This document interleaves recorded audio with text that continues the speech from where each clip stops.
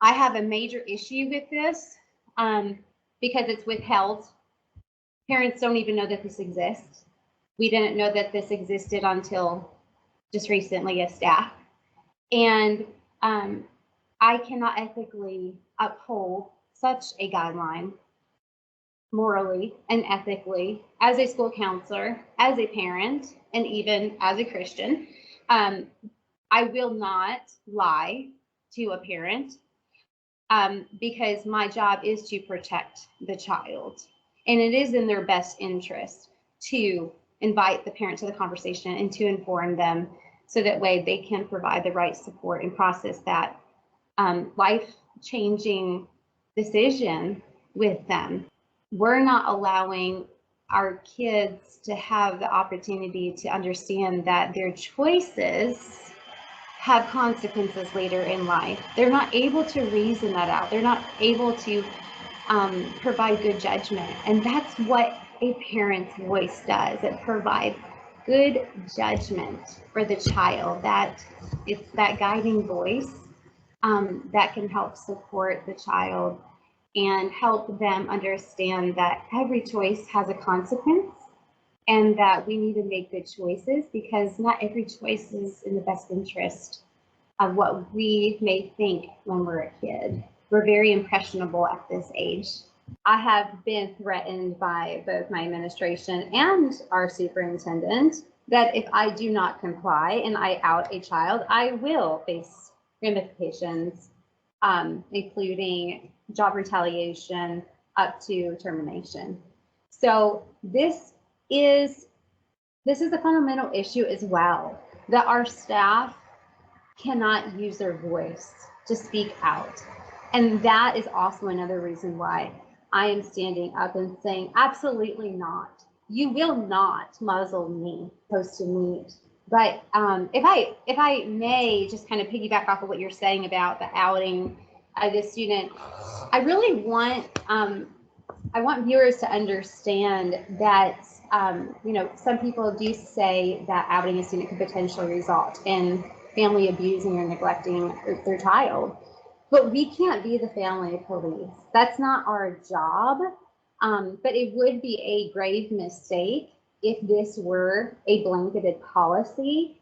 And however, in order to safeguard our children who may risk abuse or neglect, we are mandated reporters, and we would, report any type of abuse and neglect if that was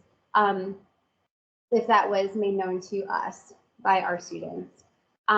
However, we don't know every parent or child, but it would be far worse to remove an integral part of our team, which would be a parent and school and student, by removing the parent from that conversation by not notifying them.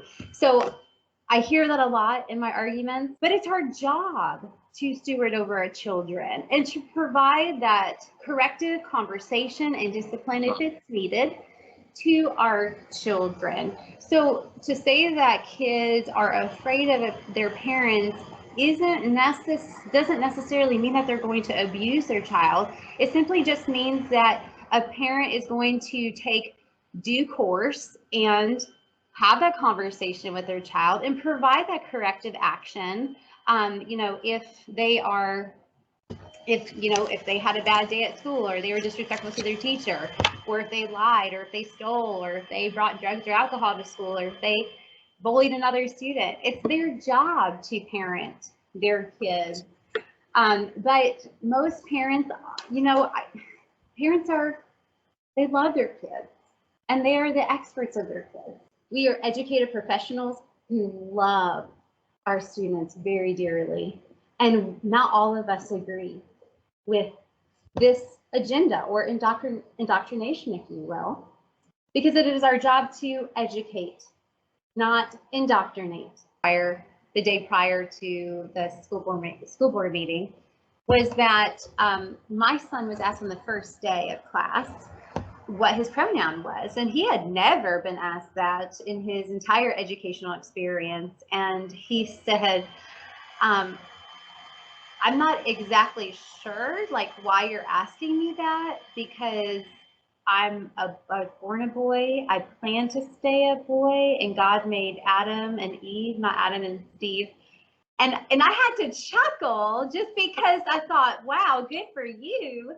You are advocating for, you know, your beliefs, as you should. Yeah.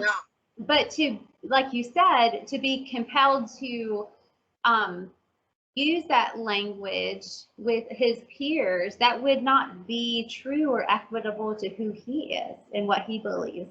Nor would it be true or equitable to other people who don't share that same belief. And so I think when we talk about equity, because that's a big issue nowadays, the DEI, it almost makes me question, so who are we really protecting?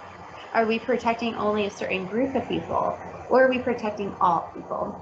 And so it seems like some of these guidelines are protecting only specific groups of people, and we're placating on what they are wanting and not really hearing the voice of the community or even the voice of our students and what they feel too. So I will tell you, Wes, that although I am not a lawyer, I do have a brain and I do know how to Google search. I absolutely love politics. My son and I will watch, we do have a little bit of a bias. We do watch Fox News all the time.